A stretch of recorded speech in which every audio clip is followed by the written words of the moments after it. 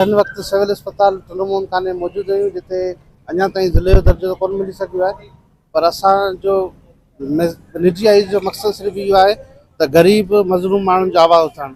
हिते बेनज़ीर साम्हूं बोर्ड लॻो पियो आहे, बेनज़ीर निशोनुमा मर्कज़, जिते हमलवारी औरतूं थियनि थियूं त उन्हनि खे चॉकलेट ॾिना वञनि था। ऐं उन खां पोइ ॿारु जेको ॼमे थो ऐं उन 6 महीननि ताईं माउ खे चॉकलेट ऐं उन खां पोइ वरी ॿार खे चॉकलेट ॾियूं, ॿार खे ग़िज़ा मिली सघे। पर बदकिस्मती इहा आहे त असां वटि को निज़ाम कोन्हे।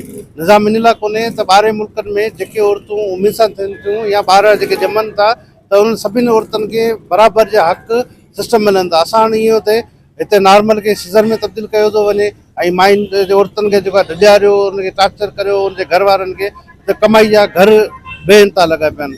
त उते निज़ाम में हिते बेनज़ीर इनकम सपोर्ट जेके मायूं पैसा खणंदड़ आहिनि, सिर्फ़ु उन्हनि खे चॉकलेट न हूंदा, उन्हनि खे ग़िज़ा मिलंदी। पर आम औरतुनि खे जेके उमीद सां या जेके मासूम ॿार आहिनि उन्हनि खे ग़िज़ा इहे चॉकलेट इहे कोन मिलंदा। उनजो मक़सदु इहो आहे त हू औरतूं न आहिनि, हू ग़रीब कोन्हनि, हू मिसकिन कोन्हनि, छा हू टैक्स ॾींदड़ कोन्हनि। त इहो प्रोग्राम जेको हर औरत ते जेकी हमला औरत आहे उनखे ऐं प्लस में उहे ॿारड़ा जेके कमज़ोर आहिनि उन्हनि सभिनी खे इहे चॉकलेट ऐं ग़िज़ा वारा जेके निज़ाम आहिनि उहे ॾिना वञनि। असांजी हिते अंदरि इंचार्ज साहिबु ॻाल्हि ॿोल्हि थी आहे त उन त जेके पैसा खणंदा आहिनि सिर्फ़ु उन लाइ इहो प्रोग्राम थियो आहे। त ॿियूं औरतूं हींअर छा बुख बदहाली कोन्हे? छा हर औरत खे जेके इहे पैसा मिलनि था, छा उहे ग़रीब मिसकिन कोन्हनि?